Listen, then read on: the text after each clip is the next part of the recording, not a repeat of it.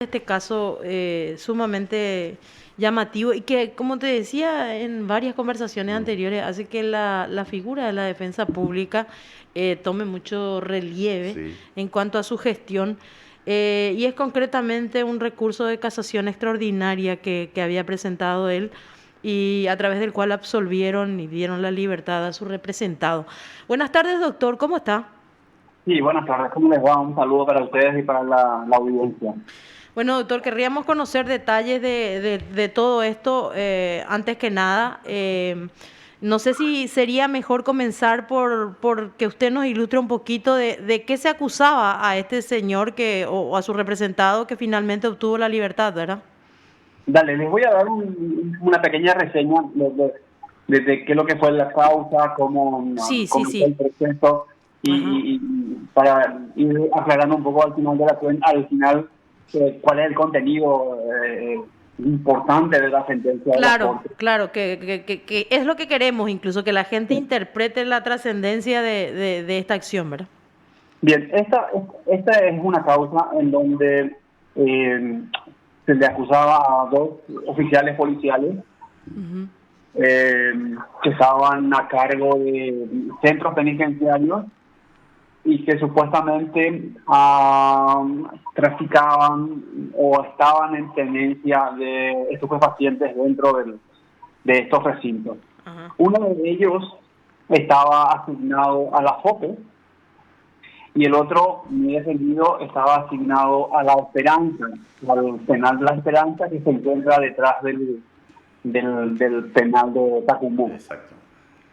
Eh, la información primaria que tenía la policía era que aparentemente el oficial que estaba buscado en la FOPE tendría que pasarle una mochila con 12 kilos, creo que eran, de estupefacientes a mi defendido que estaba al otro lado del sector del Tacumbú. En el relato fáctico se señalaba que esta persona, creo que el apellido Delgado, fue encontrado por sus superiores con la mochila y que este había manifestado en uno de esos interrogatorios que a la mochila con la sustancia tendría que entregársela al señor Rolón.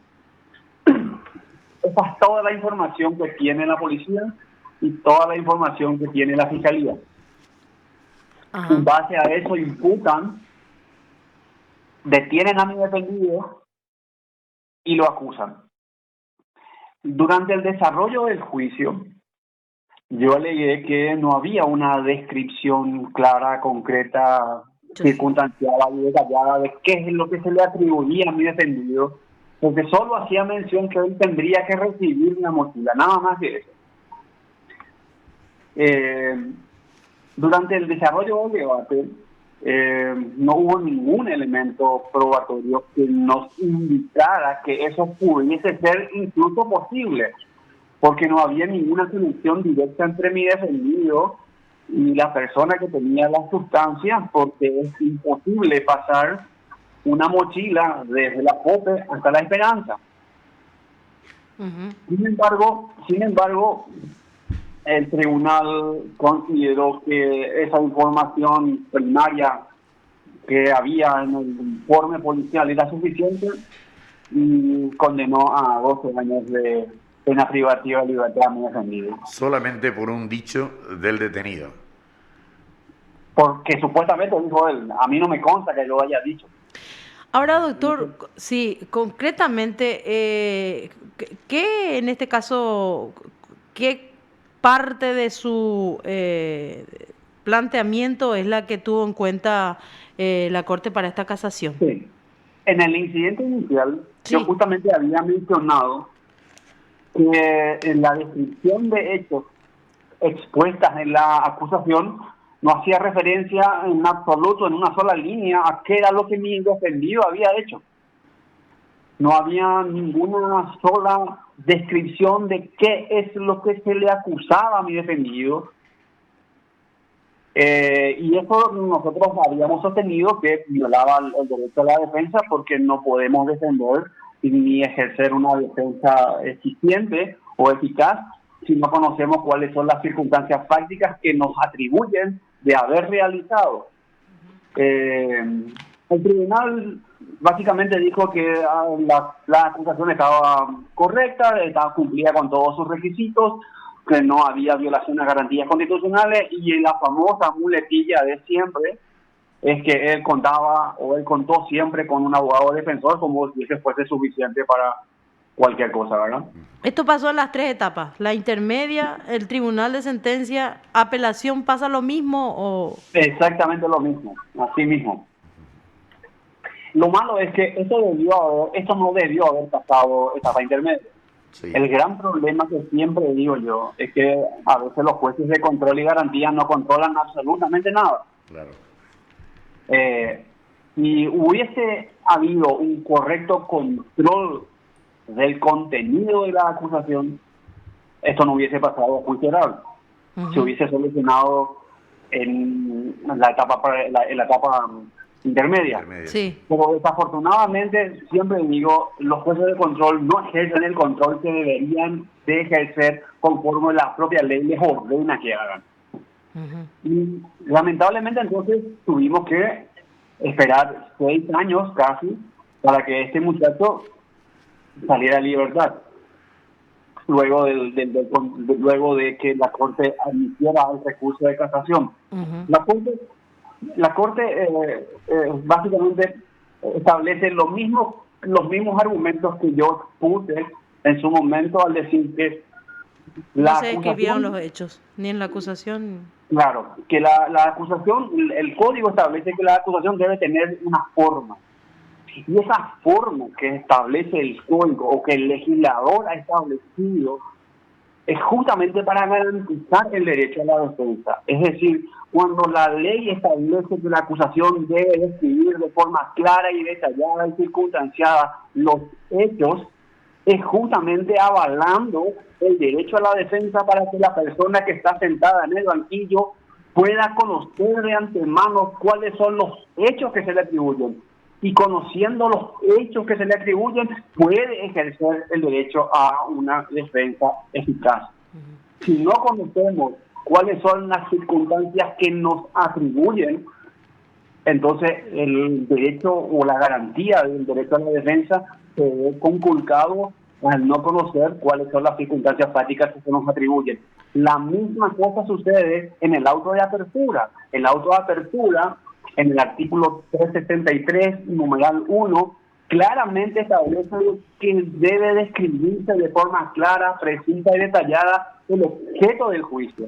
¿Por qué? Porque en el objeto del juicio es justamente lo que donde se va a desarrollar el debate. Cuando le pone un límite al tribunal que solamente esos hechos son los que se van a dirimir en el debate, pero si no están correctamente descritos o lisa y llanamente no se encuentran, no se puede ejercer un derecho a la defensa. ¿Se entiende? Perfectamente. De hecho, como decía doctor, la duda era justamente qué pasó en las instancias previas, ¿verdad? Nosotros estábamos analizando y dudando de esto. ¿Quién es la fiscal de esta causa, o quién fue la fiscal en esta causa? El fiscal creo que era Ferreira, Isaac Ferreira creo que era. Isaac Ferreira. Sí, creo que no recuerdo muy bien, creo que sí era él. Ajá. Entonces, lo trascendente de esta sentencia de la Corte es que dice que es imposible ejercer un derecho a la defensa o ejercer la garantía de defensa si no se tiene de antemano las circunstancias fácticas que llevan al órgano de persecución penal a sentar a esa persona en el banquillo del acusado. Era un caso concretamente incluso de estupefacientes, decía Claro. Usted inicialmente, ¿verdad? Tráfico de drogas. Sí, efectivamente. Efectivamente. La cuestión era que eran 2 oficiales policiales que estaban asignados a custodios de personas privadas de libertad, y eso agrava la situación según la ley de drogas. Claro. Pero básicamente la sentencia no hace referencia a los elementos de prueba, la sentencia no hace referencia al desarrollo del juicio, sino que solamente a la violación de garantías constitucionales. Específicamente lo estableció en el artículo 17, numeral 7 de la Constitución, que establece claramente de que el acusado, el imputado, tiene derecho a conocer la imputación de forma circunstanciada y detallada. Eso es básicamente lo que se violó según la propia Corte Suprema de Justicia. Ajá. ¿Y qué más se puede hacer, defensor? Acá hay una persona que perdió no solo su carrera de oficial de policía, sino también 6 años de su vida. Y sí, exactamente. Nadie paga nada. El fiscal que lo acusó, que lo llevó hasta juicio oral, los jueces que permitieron. ¿Qué resta hacer en este caso? Lo que resta hacer, yo francamente no pude hablar todavía con mi defendido. Él salió el viernes ya. Yo hablé con él el viernes poquito antes del mediodía, y él salió después del mediodía, no me ha llamado, pero él tiene todavía las acciones correspondientes como para entablar una demanda por daños y perjuicios seguramente contra el Estado paraguayo. Ajá. De hecho, me imagino... No hay imagino... ningún tipo de castigo que establezcan las leyes para aquel fiscal que lo llevó hasta esa instancia final de manera equivocada y jugando con la libertad de una persona. Sí, nuestro código establece que el funcionario incurre o podría incurrir en responsabilidades personales cuando se demuestre la negligencia en el desarrollo de sus funciones. La Corte, en este caso en particular, no se hizo referencia a eso, no hizo mención a esta cuestión. Y por otro lado, impuso las costas en el orden causado. Y hasta ahí. Impuso las costas. En el orden causado. Ajá. Es decir, cada uno paga los costos que... Pero la vía sobre la indemnización de daños y perjuicios está abierta por parte de esta persona para demandar al Estado. Tiene la sentencia y con eso lo puede hacer. Eso ya escapa a nosotros, como a mí particularmente como defensor público, porque es un derecho personalísimo. Claro. Y es él quien debe eventualmente tomar la decisión de demandar o no al Estado paraguayo a los efectos de resarcir los daños que pudieron haber sido ocasionados durante los 6 años de privación de libertad. Claro. Qué bárbaro. Es de terror, en realidad. La verdad que es de 6 terror. años tu carrera por algo totalmente infundado. Así es. Yo estaba analizando incluso cómo vos estableces o cómo tipificás un delito así, Claro. si ni siquiera tenés la descripción, porque ¿Y tenía que cuánto agarrar dejó de una estar ahí? mochila nomás, es una cosa de loco. No tenía que entregarle, ni siquiera encontraron en su poder. O sea, el tipo dice, yo tenía que darle a fulano. Fulano adentro. Sí, así mismo fue. Muy O sea, simplista, muy fácil. así mismo fue. O sea, la información primaria fue esa, y durante el desarrollo del debate ni siquiera esa persona que dijo que le había mencionado pudo declarar, ¿verdad? Pero lamentablemente la Corte no se expidió sobre eso, sino que solamente sobre las irregularidades que hubo en la etapa intermedia. Bueno, doctor Arturín. Creo que ya es suficiente. Supongo que deben haber otros casos como este. Muchísimos. Y gracias a la defensa pública están saliendo a la luz. Sí, señor. Doctor, le agradecemos mucho la paciencia y las explicaciones. No, por favor, les agradezco muchísimo, porque esto es muy importante que se pueda socializar, porque esto demuestra justamente no solo el trabajo de nosotros los defensores públicos, sino que también las deficiencias de los órganos de persecución penal. Porque esto no es una cuestión que si es culpable o inocente, la impunidad o no. Esto demuestra efectivamente que hay deficiencias en los órganos de persecución penal, y la Corte está tomando cartas en el asunto y resolviendo de esta forma y no de otra. Y estoy muy contento con eso. También nosotros, doctor, y le agradecemos nuevamente.